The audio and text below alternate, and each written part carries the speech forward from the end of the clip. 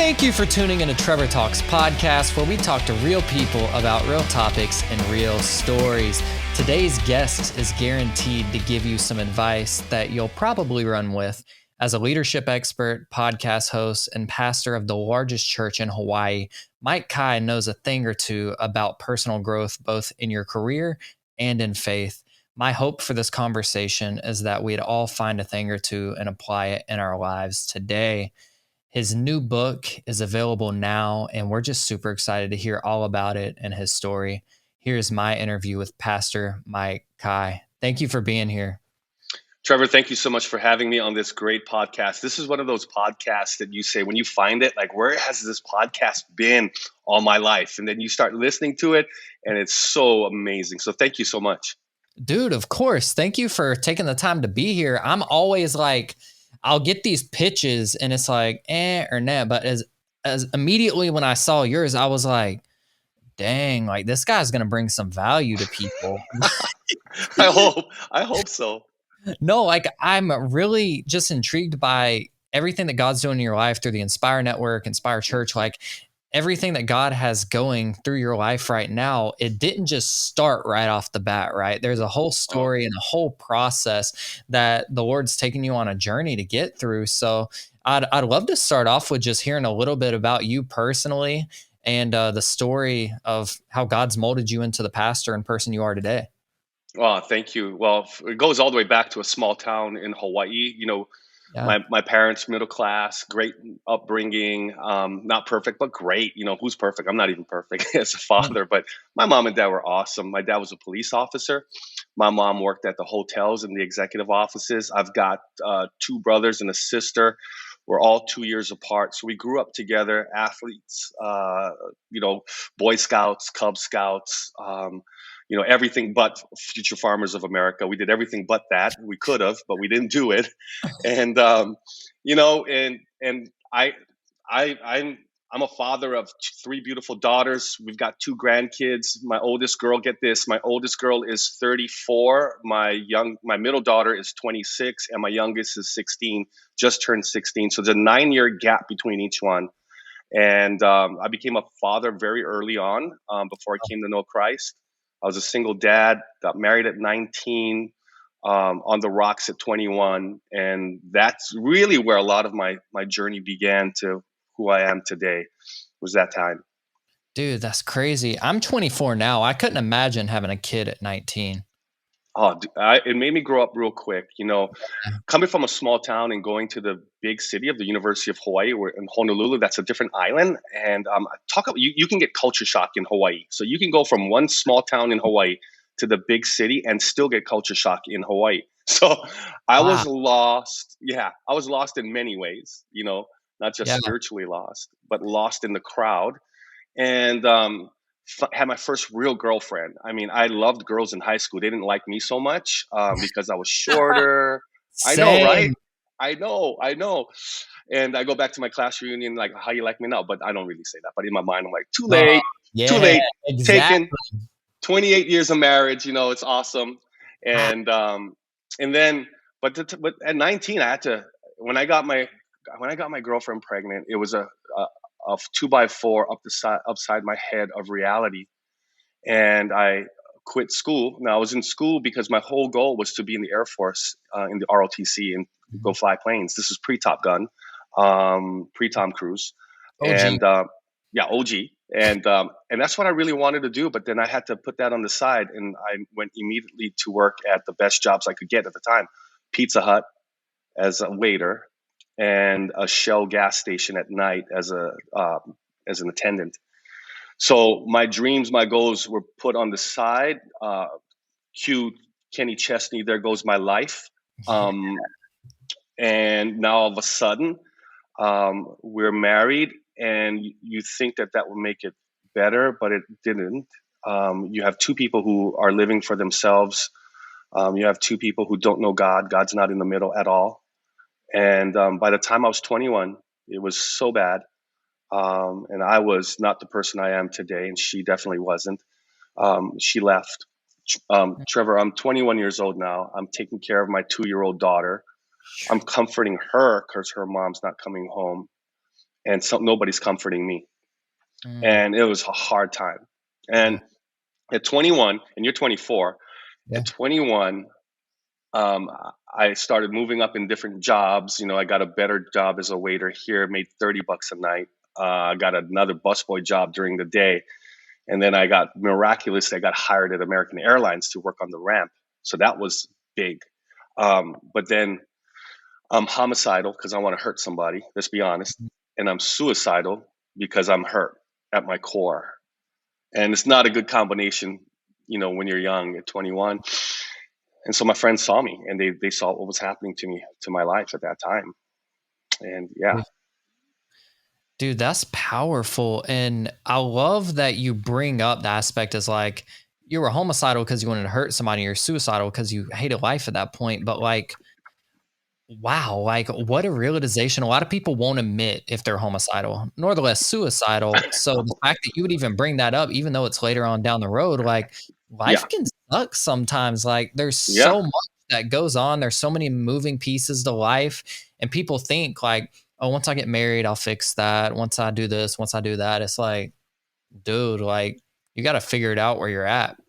yeah, yeah. And during that time, I mean, Trevor, I was like, my parents were praying for me, although they weren't born again, but they were praying for me. I was brought up in a really Mhm. good environment. We went to church every Sunday. I was an altar boy. We went to church every Sunday, but when I went to university, I just let all that go. And even though it was here, because I could memorize everything, it wasn't in my heart. It was in my head, but not in my heart. But thank God, at least something was in my head, right? And so I felt like the Lord. I know that the Lord showed me what my funeral would be like if I did something to hurt myself. My daughter Mm. Courtney kept me alive, so I envisioned my funeral for like 30 seconds. See my mom, my dad, my brothers, my sister, all like blaming themselves. My daughter growing up without me, so almost like Ebenezer Scrooge. Like you could go through all the Christmases that he Yeah. went through, all the ghosts of Christmas past, and all of that, and the future. And that's when I went like, I need help. But I didn't know how to cry out for help because back in, I'm 53 now. So back when you're 21 in the late 80s, you don't you don't say I need counseling. Today, no problem. Mental health is everything, man. But back then, you hit it, you drank it, and my friends at this one restaurant called the Willows, which really impacted my life, told me, man, you got to come to church. I said, I don't want to go to church. Like all I knew was what I had, right? Growing up, small town, that was it. He's got to come to my church. I said, I don't want to go to church. He kept begging me every single week. I'd work with him. He was bugging me. He didn't beg me. He bugged me. And finally, I said, all right, so tell me about your church. Tell me about your church. He goes, okay, so, well, we've got great music. I was like, great music in church? Are you serious? He's like, yeah, we got great music. I said, like, well, so what? Tell me about the music. Well, we got guitars. You got guitars? We got drums. You got drums in your church? Yep. We got everything. We got electric guitar. I go, okay, tell me about your minister. Oh, well, he wears jeans. He wears jeans. He preaches from a Bible. From a Bible. And I said, wait, you got jeans, you got guitars, you got Bibles, you got drums. That's not a church, bro. That's a cult. He goes, that's not a cult. It's a church. There's And weight all around too, you know? I know. So Trevor, he goes, come on, man. And so finally, I guess I was at the point where I said, I'll give that a try. I tried everything. I think I knew how to try. I'll try that. So he goes, come to church. Come on, I'll buy you breakfast. I said, breakfast? Free breakfast? Like, I'm not even kidding when I joke, man. When somebody offers you free breakfast and you broke, you go. So I went, Yeah. but I was overdressed for church and it took 30 minutes to get there. I took Courtney with me, my daughter, and she's 2 at the time. And we pull up in his car and it's a cafeteria with a overhead projector. I can hear the drums coming through the windows because there's no AC, and I'm getting nervous, bro. First time coming to church, nervous. I can only imagine what people feel like when they come to my church for the first time. And I Yeah. heard the drums, and I think I could hear my heartbeat before the drums, Trevor. And I walk in, they take her this way, they take me that way. Someone seats me in the second row. Who puts the new guy in the second row? And I'm in the second row, and I'm looking at the overhead projector words, the transparencies. I thought, what a cool job, whoever's got that job. And I saw the words, and because I come from a music background where I would drown my sorrows at the karaoke bar, or karaoke. Back then they give you $1, you pay $1 to sing a song. People were giving me dollars to sing songs. Unchained Melody, let's roll it. Or Let's go. Billy Joel, or Elton John, Daniel, Daniel, my brother. But when I saw the words to the worship songs, they were, to me, non-believer, walking in, they were love songs to God. They were like love songs to God. And it's almost like at that moment, like, I know this doesn't sound right, but that's the way I processed it. I could pull God's name out and put her name in. I love you. I need you. And God flipped it. You need me. I love you. And they had me at song 2 or 3. And I don't even know what he preached. All I know that I was being ministered to, the way that I could call it. I had chicken skin, which we call in Hawaii is like goosebumps up and down. And I had an experience with God at that moment. I cried, and I was like, I'm home. I couldn't articulate it as home. I gave my life to Jesus that day, 1989. Wow. 21 years old. Sheesh. Dude, how wild is it that, like, while you were explaining, like, walking up to that church, you heard the drums coming through, you get a sort of, like, not anxiety, like, when you're going to a new place like that, like, even for speaking at events, like, you can relate to this, like, you're going to a new place, you're walking up to the building, you hear people walking and such, and then sometimes you can hear the drums and everything, and you just get that adrenaline. You're like, oh, it's about to go down. But back in 1989, I can imagine, like, those little transparent sheets that they were scrolling through. That was cutting edge technology. Yes, it was. Nobody thought anything about the person's hand being, like, replicated on the wall. Like, there's like, dang, they've got that overhead projector. And then now we have, like, Elevation LEDs. Worship and Maverick City just put out that record. They have the projection screen on there, and it hit #1. So Yep. it had to make an impact on people, like people that grew up in the church during that time period. And I got to see, like, the tail end of it, late 90s, like, I guess early 2000s. I can remember bits and pieces of seeing those projection screens, and nobody uses those anymore. And I remember going to the doctor's office and seeing, like, the first touchscreen panels that they had Wow. for their computers, and I'd be like, oh, it's Take 3. yeah, take 3, boom. And like, the whole new Maverick City Elevation Worship album, they have the projection screen on there, so it obviously made an impact on people. Oh, And yeah. then being able to see technology go and go and go.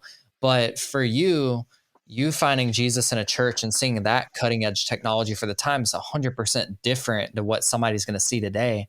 And I can only imagine your church there in Hawaii. I mean, you walk in, people are greeting you, probably a coffee bar nowadays, Mm-hmm. like a bookstore. Like, you've just got people there to welcome you. Back in the day, it was just like, you had your greeters at the door, but now, like, you've got teams for that, teams of people that are dedicating their time to just make sure that you feel welcome and loved. And it's just phenomenal. And I'm really curious to know, like, you had that encounter with God. How long was it before you realized that God had given you the gift of leadership and even a church? I never saw myself as a leader growing up. I was always like the follower, or I wanted to be the leader, but because I was, I just wasn't it. Um, During that time, I started picking up books. My friends started handing me books. You should read this book. So I'd pick up Tough Times Never Last, but Tough People Do by Robert Yeah. Schuller. Wow. The Greatest Salesman in the World by Og Mandino. It had nothing to do with sales, but it was powerful. Read 1, 2, and 3. Wrote him a letter in my pain during that time, and he wrote back. He wrote a letter back. Blew my mind. Said, "Stop feeling sorry for yourself." I'm like, wow, I thought somebody was gonna hug me. He didn't hug me, Yeah. but he set me straight. And I was like, yeah, stop feeling sorry for yourself. Started reading The Richest Man in Babylon about saving money. Started reading more leadership books. I started growing that area. And then while I'm waiting for a miracle at the age of 21, for somehow to be reconciled with my wife, my first wife. I hate saying that, but it is. Yeah. Yeah. And it's during that time I'm waiting, God's changing me. The miracle didn't happen in the marriage because she never came back. But the miracle happened in me. And I started Wow. growing, and my daughter we started getting better, even though it was hard.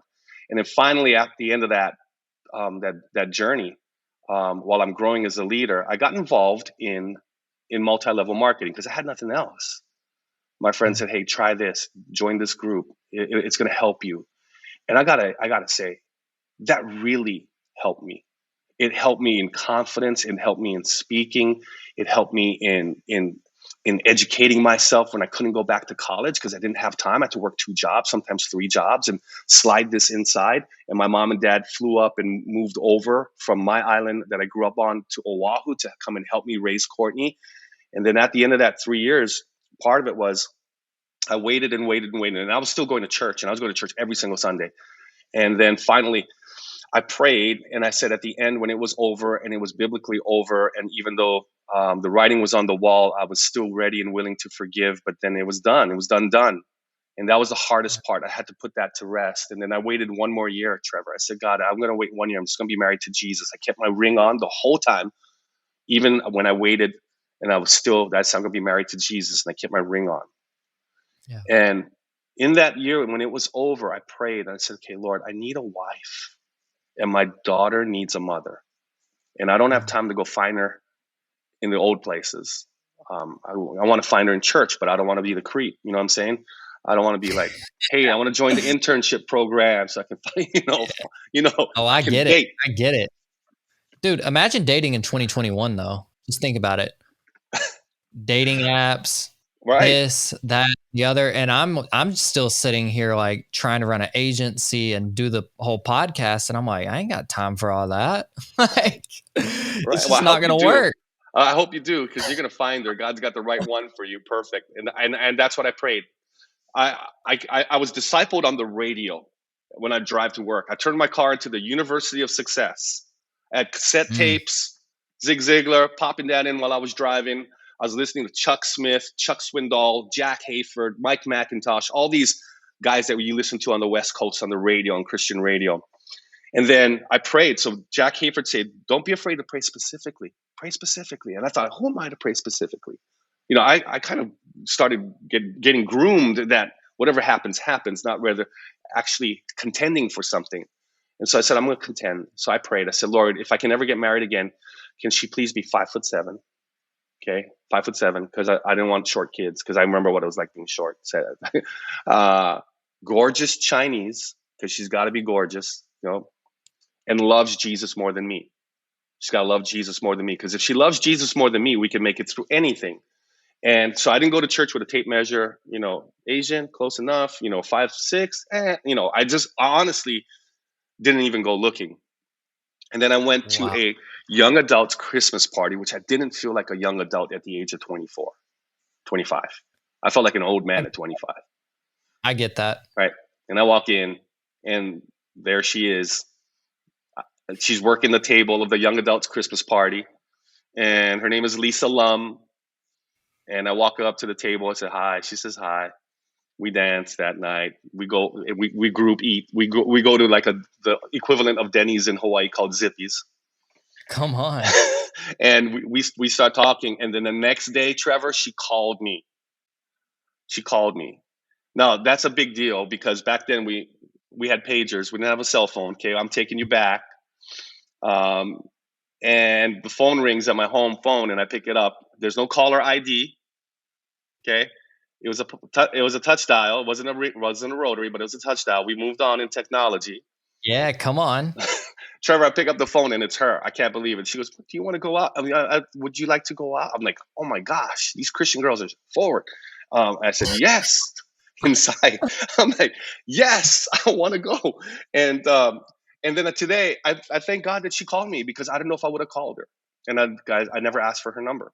And the crazy thing is, I tease her about it all the time. I said, you took advantage of your privileges at work. You had the phone list, you had the roster, the database, and you called me. But I'm so glad you did. God, she did. That's what I'm waiting for. Like, find somebody with a phone list. I get that phone call and be like, you know what? It worked for Mike. It's going to work for me. Like, let's go. So you go through all of that. You meet the now love of your life. How did everything transition into like her stepping into that mother's role and then becoming the mother of more children, correct? Okay, so that Yeah. was the whole deal. We were a package deal, me and Courtney. And if you didn't take us both, you only wanted me, then it wasn't going to happen. And she was willing. I said, this is not going to be easy. And she was willing. And she stepped into it. And it was not easy. It was so hard in our first 5 years being a blended family. Oh my gosh. She had a hard time. Like, she'd go home to her mom and dad's quite often, not sleep over, but just go, I'm going to go to mom and dad's. I'm going to go see. And, I'm like, hey, that's a problem. That's becoming a problem. But now I knew why. I knew why, because it was hard for her, and it was hard for me, and it was hard for Courtney. And so we made it. We went through counseling. We worked it out. She worked through some things. I worked through a lot of things, and we had two more daughters, and we are like 28 years old. So she's working for the church. So she's working for the church. I'm working at American Airlines, and I'm doing multi-level marketing, and I'm selling bottled water. I'm hustling. I'm paying cash for everything, because now I don't buy nothing on credit. My pastor sees me, and before Lisa and I get married, sorry, let me roll it back a little bit. Oh yeah. Trevor, he goes, I want to take you out for breakfast. This is while I'm dating her, because he heard that it's moving fast. So I said, oh, okay, I'll go. I was nervous. This is Pastor Ralph. He's an Free icon to breakfast, us. so you got to take it. Right. And free breakfast. I'm all about the free, right? Back then. So he goes to McDonald's. That's his favorite place. So he takes me to McDonald's. One Wednesday turns into two, and it turns into 8 Wednesdays. And while he's trying to suss me out to see if I'm good for her, to make sure that I'm solid, he actually starts discipling me, and I don't even know it. And when we get married on that wedding day, I guess I sang some songs to my wife. I was joking around with my brothers from the podium, and I guess I was doing what I can do, because of all that speaking and multi-level marketing. He comes up to me when everybody leaves, and he and his wife Ruby come up to me. He puts his finger in my chest, and he says, "You ought to be a pastor. Stop wasting time. You need to be a pastor. You are a pastor." And he ruined my honeymoon, because it's like Elijah throwing the mantle on Elisha. So go think about that. 2 Kings 2:9 tattooed on my arm right there. He's speaking my language. Come on. And Trevor, I tell you what, when I say it ruined my honeymoon, I'm not kidding. Because it was a moment that I knew was going to happen. I knew it was going to happen.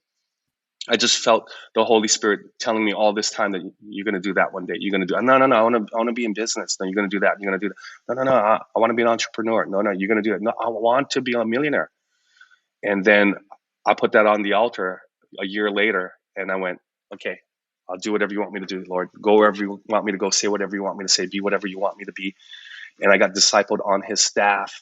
So I get saved in his church. 5 years later, I'm on his staff. 2 years later, I become the youth pastor.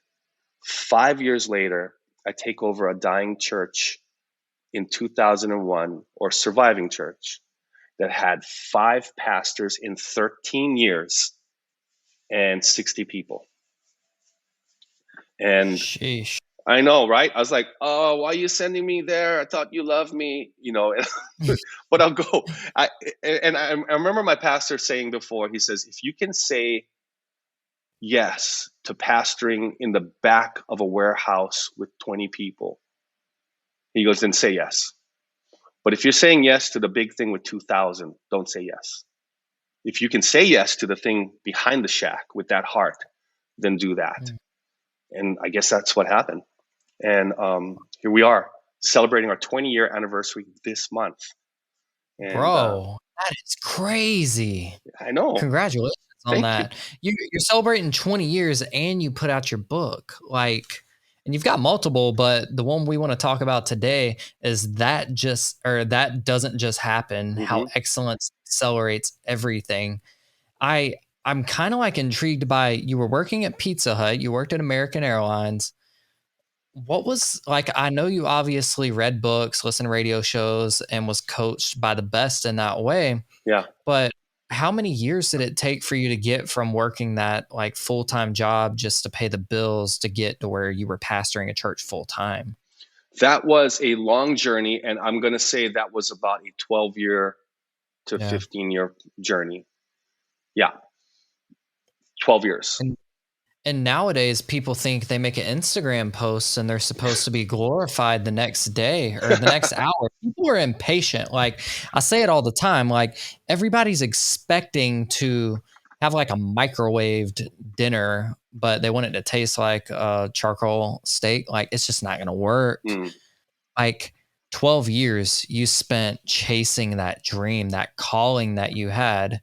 And people are just looking for instant gratification now. For someone out there that's like, dang, I've been doing this for 12 years and it's just not working out. If you were in their scenario, which you have been, Hmm. what would you tell them? I would tell them that it doesn't just happen. I mean, I'm not being cliches. I'm not It, using that as a cliche. It doesn't just happen. It actually is obedience. So it's a step of obedience to the Lord every single day, every week of every month of every year. It's following what God told you to do. Be good at the first thing that He told you to do.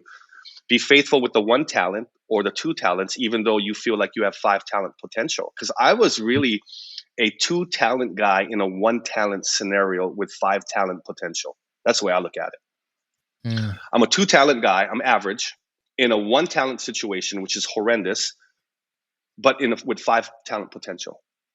And so, even though I always wanted more, um, David wrote in Psalms that the boundary lines have fallen for me in pleasant places. In other words, I have a delightful inheritance. So, wherever the boundary lines are for me right now, Lord, you are my portion, you are my cup. And I had to delight myself in the Lord, Psalm 37:4, and He will give you the desires of your heart. I had to trust God every single day. When I didn't get promoted to waiter because I was a busboy, I had to trust God, even though I thought that I was an excellent busboy, but they needed more busboys and they needed waiters. So I was kept there. At that restaurant called The Willows, where my friend witnessed to me, that was pivotal because there was this lady named Kusama Kure, who was a world-renowned chef from Sri Lanka, and she took a liking to me. She was the original Iron Chef before there ever was one. I mean, this lady was tough. She was tough as nails. And she took me under her wing. She says, Michael, I really like you. You work really, really hard. You pay really good attention.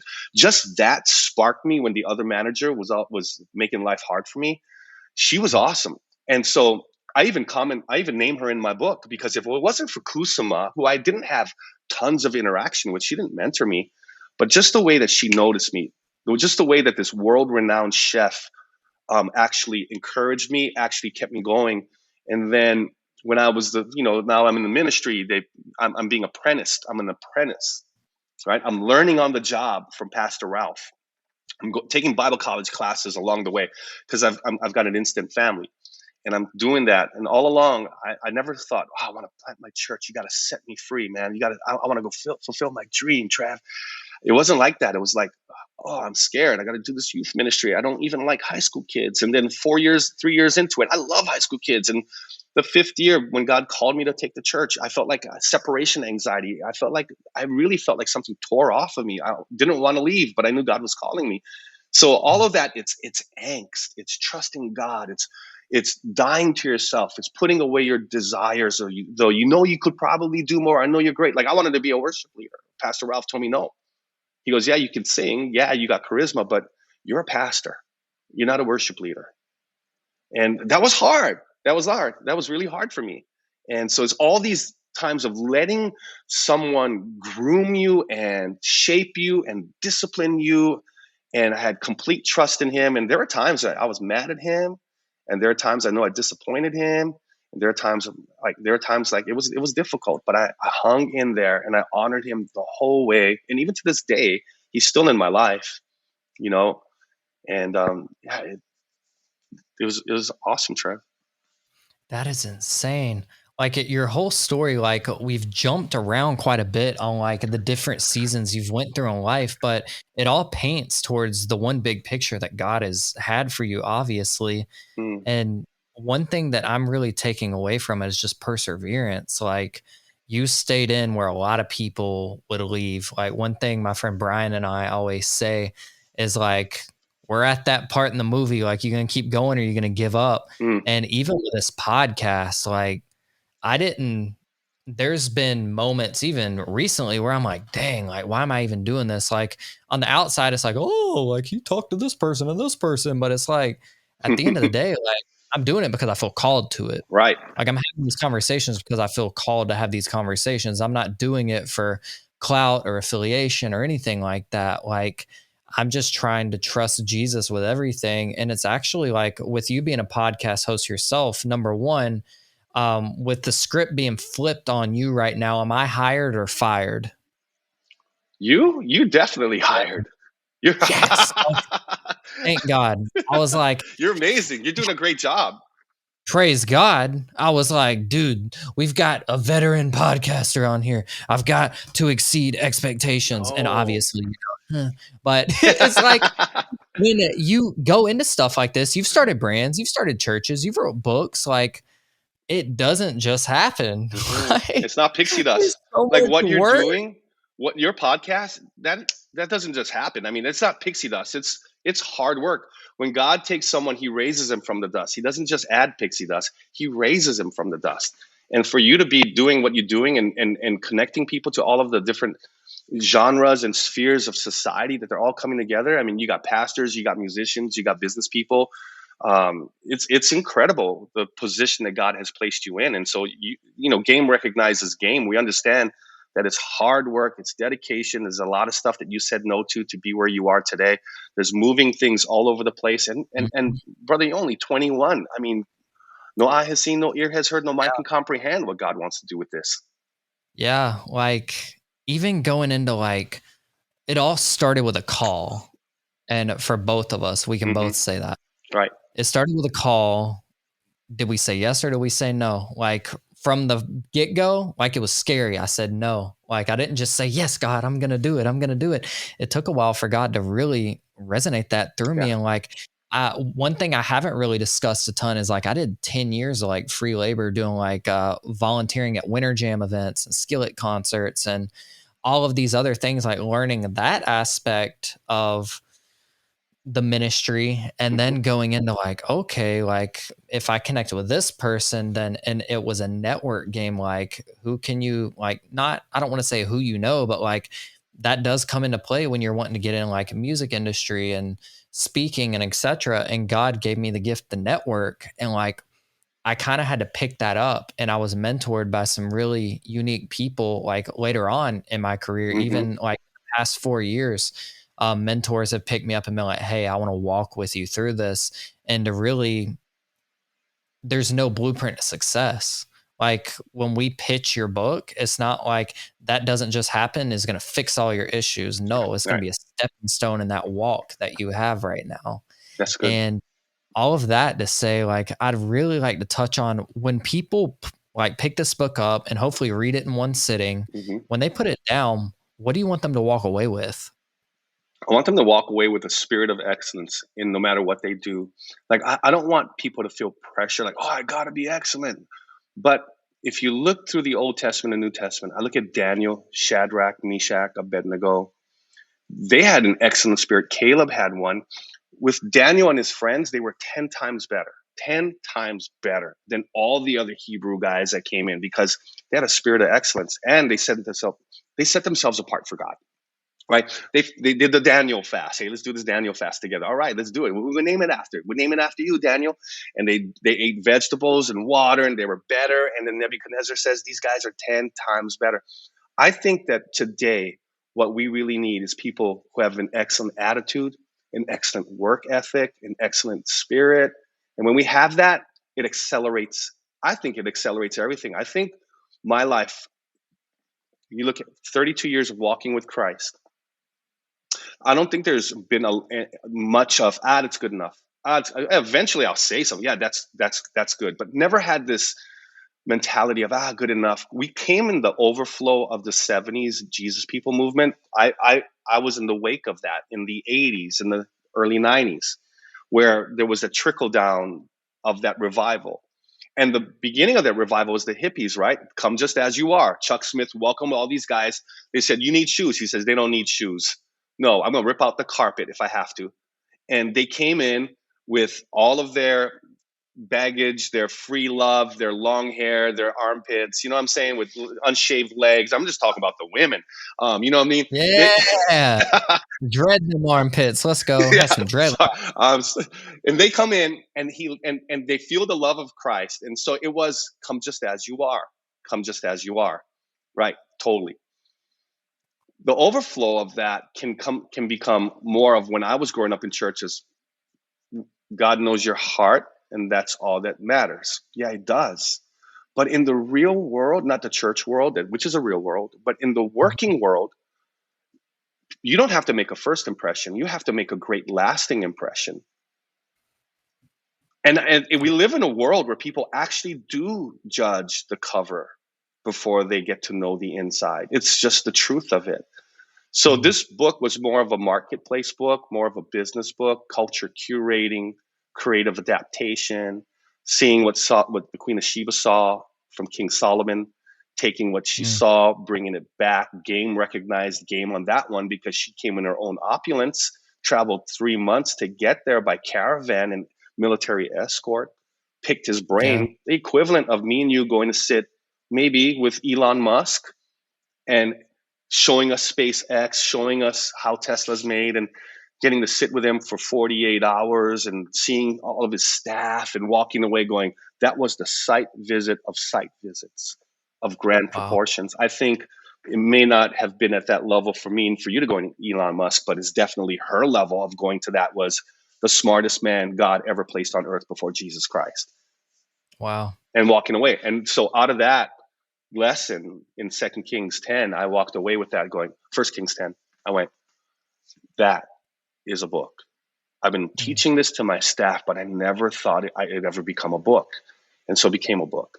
That's phenomenal. And, you know, I love that you bring up Elon Musk, because I did send an email to his PR team trying to get him on here. Like when I first started, I was like, I had that moment where I was like, I'm going to shoot for the stars. We're going to get the big dogs. And it's like, you know, God hasn't called us to just reach big dogs, you know, like that's a whole message right there. So many people are just like, oh, I only want to do this, this, this, and this if it can benefit me in this way and that way. And it's pride.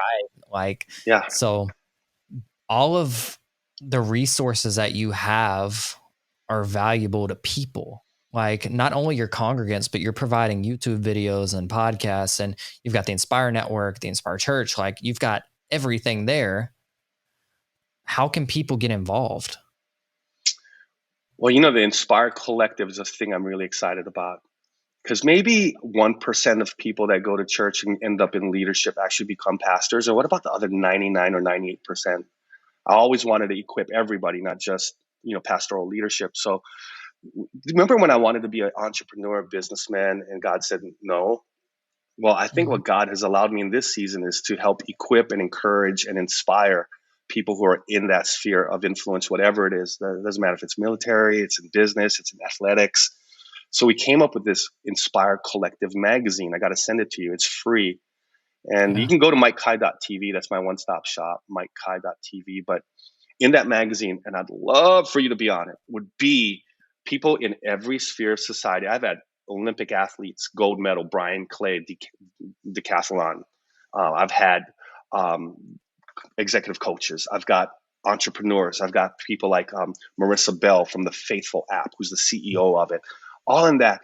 And I wanted to do it is just to equip people in every sphere of society, just to encourage them, because I think we need encouragement now. There's so much stuff going on in our world right now, and I wanted to encourage people in those spheres. Look, you may not be in pastoral leadership, but you are still a marketplace minister wherever you go. You rep Jesus wherever you go. So with that, in that business and in that schooling or whatever they do. And God still made you an entrepreneur. Like one thing a lot of people discount is like, when you see megachurch pastors having huge houses and etc., it hits the news and it's like, is this where the tithe money is going? It's like, you could be a pastor and a businessman. Like you write books, you get royalties from those books. There ain't nothing wrong with that. Like that's a whole other conversation though. But God obviously like moving in your life and giving you the resources to provide to other people. And now like, I'm just ready to go jump on a plane and come to Hawaii. Well, you need to. Yeah. You need to. if I end up working at Inspire Network, everyone knows where it started right here. But like, thank you so much for taking time to be here. Like, Oh, this has bro. been great. This is refreshing for me, and Thank you. I pray that it's refreshing for everyone else as well.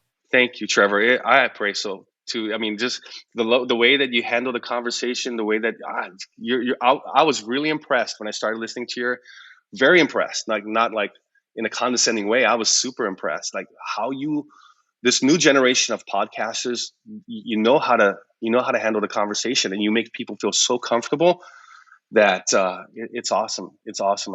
It's been an honor, a privilege to be on this with you, and I pray that your listeners are blessed too. Dude, I know they will, and we'll make this happen again for sure. And for everyone that's listening, thank you so much for tuning in. Be sure to like and subscribe if you're watching on YouTube, and then follow if you're on Apple Podcasts, Spotify, etc. We're going to put the link for Mike's new book in the description, along with MikeKai.tv, where you can have the one-stop shop for everything Mike Kai. But again, Mike, thank you so much for being here. And thank you to New Release Today for making this episode happen as usual. And we will talk to you guys next week.